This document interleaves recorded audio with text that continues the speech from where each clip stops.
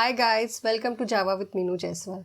In this video, we will use our understanding of Lambda expressions and method references and convert a method to make it more simple and readable. Let's quickly get started. So let us take an example where we have to sort a list of apples with different ordering strategies, like we might want to sort with weight or sort with color or size or country, etc. So what we generally do is we can create some comparator that implements the comparator interface, and we have to override or provide the implementation for this compare method, right? It takes into arguments of type apple because this comparator is of type apple, and then it will compare the weight a.getWeight to a2.getWeight. So in this way we can create a new comparator, and then we can do, suppose in our inventory we have a list of apples. So what we can do is inventory.sort, and to the sort method we need to provide a comparator, right? So in that we will give a new apple comparator object. Okay, so this is one way of doing this by creating a new comparator. So suppose just for passing in an instance of this apple comparator, you have to create an entire new class. And suppose if you want to have something by color, then again it will become more complex as the use cases increase.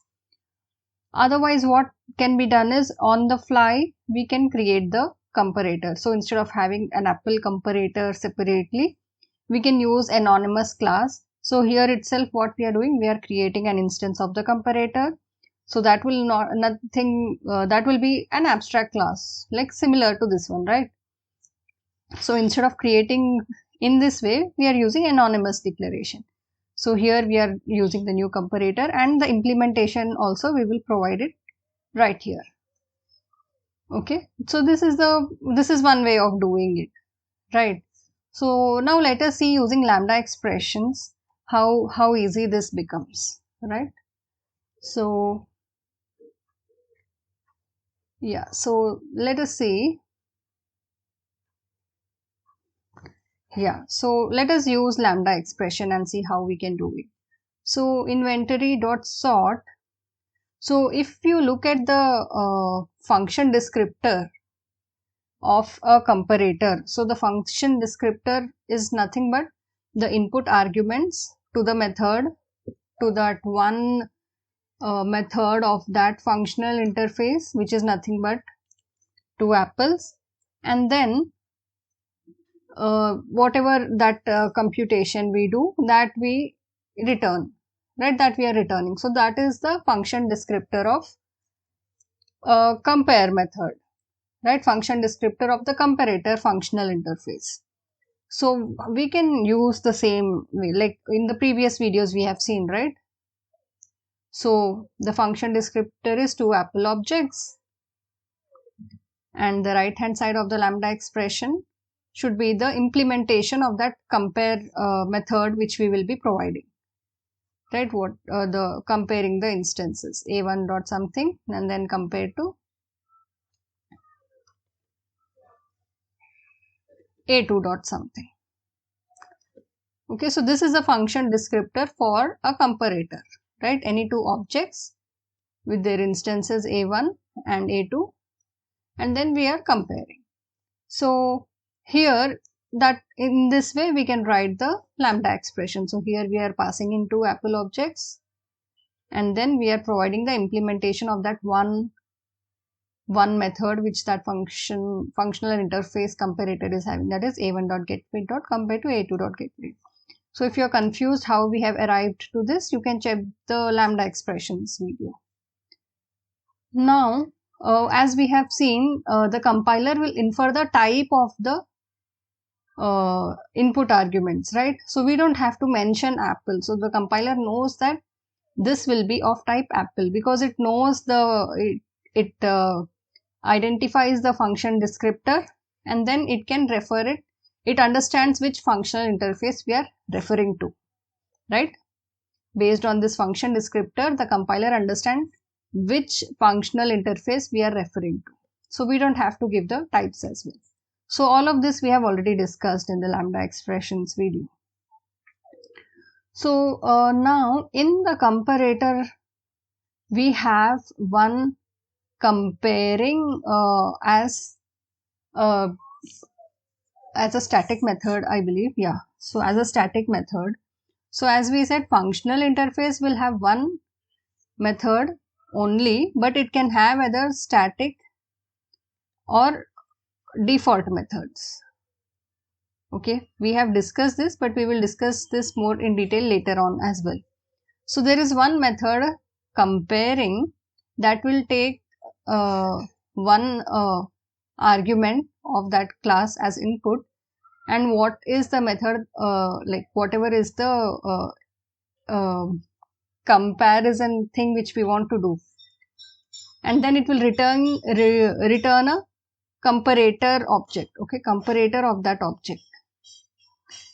Okay, it will take one argument, whatever is the criteria which we want to compare, and then it will return the comparator object. So we can directly use this instead of defining the entire implementation, right? So what we can do here, we are importing the static import, as this is a static method, inventory.sort, and then comparing, this is already imported, comparing the one object, and then a.getWeight. We are providing the implementation.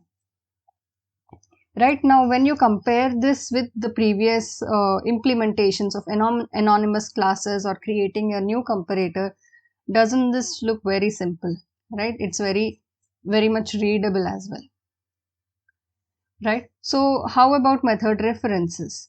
So method references we have seen. So this is of second type, right? So this is a reference, and then .getWeight. This is of type apple, so we use that class name apple, and then the getWeight will be called on the reference of that apple object.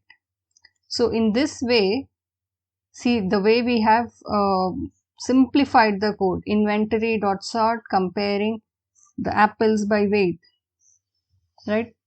Isn't this more readable? Isn't this more concise? So in this way, lambda expressions and method references can be used to simplify any method, right? Apart from this, so if we see, so if we go more into comparators, in comparators we have some additional methods as well, like reversed. Okay, you want the result to be in reversed order, like ascending to descending order, then we can directly call this .reversed in the comparator. Okay, and also we can chain the different comparators. So till here we have seen that comparing this is nothing but returning a comparator, right? Now on this comparator we can again do reversed, and then after reversing we are saying then comparing. So then comparing is also one method provided in the comparator for us to use. So okay, first we are comparing by weight, then we are doing it in descending order, and then we are again comparing those apples by the country. In this way we can chain the different comparators and arrive at a sorted list in the way we want. So this is just such simple lines of code instead of writing some complex logic, right? Now composing predicates. So even in predicate we have some methods that we can use for doing the negate or combining more than one predicate, right? So if we look at negate, so suppose we have already a predicate red apple. So suppose we have a predicate similar to this line where we are comparing the color, and it is, if it is red, that is the filter that we are applying. So that is the predicate. So if it is a red apple, so suppose this is a predicate, and if we do negate on that, so it will give the reverse result. So we can create a new predicate out of it. And suppose it we can also use and or operations to combine more than one predicate. So suppose if we want to have red and also heavy apples. Okay, red apple is the one predicate that we will apply, dot and then we are creating another predicate here. So two predicates we are combining by using this and method. And then we can make it even more complex. So here what we are saying, either the red and heavy apples or green apples. So this is the first predicate chaining, and to that we are adding another dot or if the color of the apples is green, either the green apples or red apples along with their weight greater than 150 grams. So in this way we can use and combine predicates as well. I hope you like this video. From the next video we will dive deep into streams. So stay tuned and subscribe to my channel. Thank you.